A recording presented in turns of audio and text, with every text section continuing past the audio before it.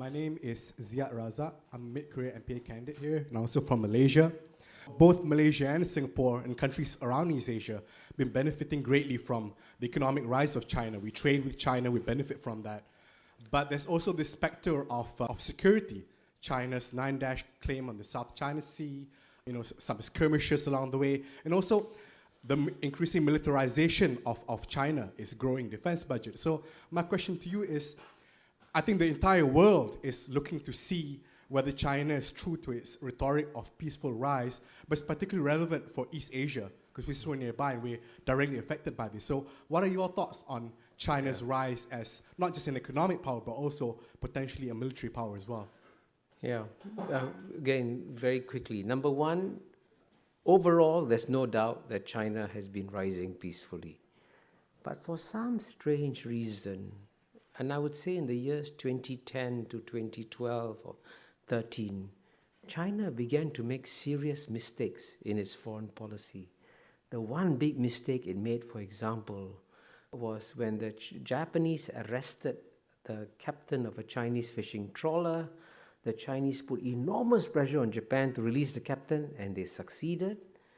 And then, foolishly, they asked Japan for an apology. And I told my Chinese friends, you already humiliated the Japanese by forcing them to release the captain of Chinese fishing trawler. Why humiliate them further by asking for an apology? Then, as you know, they made mistakes in the South China Sea.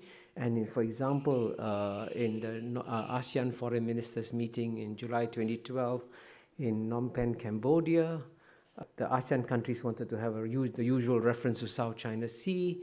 China put pressure on Cambodia, the chairman, to block it. And then for the first time in 47 years, the ASEAN countries failed to produce their usual boring, long joint communique because of Chinese pressure.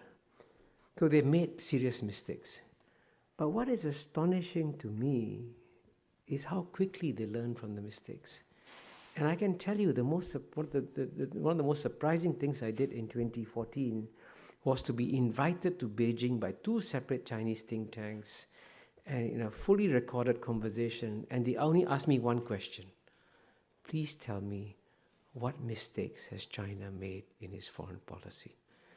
And I was stunned by that, because I've never been invited to Washington, D.C. to talk about mistakes in American foreign policy, but I get invited to Beijing. I mean, that's a sign of the times, that is how different the world is today. So I think the Chinese, I want to emphasize one point. The Chinese themselves have not clearly made up what kind of power they want to be, and they are torn by contradictory impulses.